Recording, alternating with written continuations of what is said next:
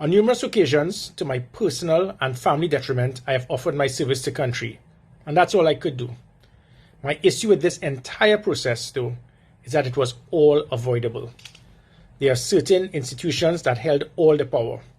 I could have been told at any stage that a different direction was preferred. There was no need to attempt to impugn my integrity. This is the only aspect of this saga that I will continue to fight to the end. The comedy of errors of this plot varied from 2 merit lists for acting and substantive appointments being withheld, blatant false allegations made by the then PSC chairman that I was interfering with an investigation, that same PSC chairman having me suspended without authorization or rationale, one specific official being so out of place to tell me not to report to work, and then referring to me as a civilian as if this is something that is demeaning in his eyes.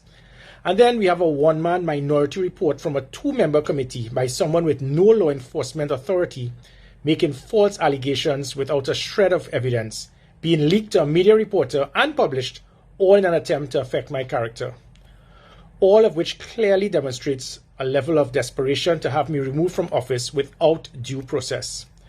I didn't force anyone to appoint me as acting commissioner. In fact, I never even applied for this post as acting commissioner. I didn't force anyone to adjust the law to allow me to act, nor am I or can I force anyone to appoint me as Commissioner of Police. As a country, we have to accept the consequences of our actions. Time will tell the wisdom of this decision. For now, I will just watch the conspiracy continue to unfold. Thus far, there has been no need for me to say much, as the desperation to have me removed has slowly been exposed piece by piece, day by day, and the vast majority of citizens in this country have not been fooled.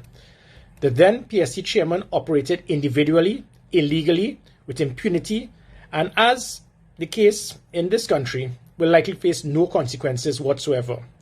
But as I said earlier, in this town, Bacchanal becomes news and folklore becomes fact. I continue to hold the Trinidad and Tobago Police Service in extremely high esteem, and I would hope that due process would now take place to appoint a leader in quick time. Based on this court judgment, then all required for the immediate and lawful appointment of an acting commissioner of police is for the completed merit list for acting commissioner of police to be handed over to Parliament. This could be done tomorrow.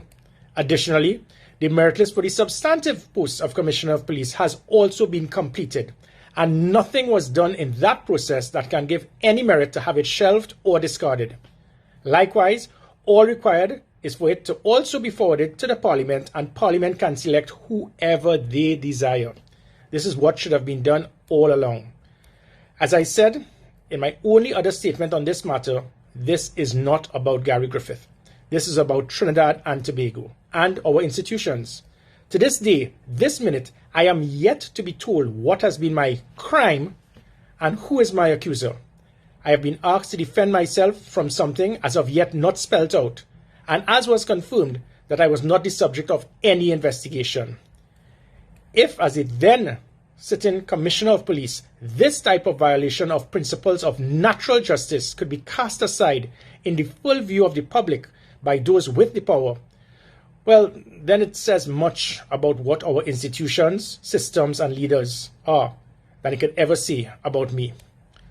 We are witnessing a frontal attack on our democracy.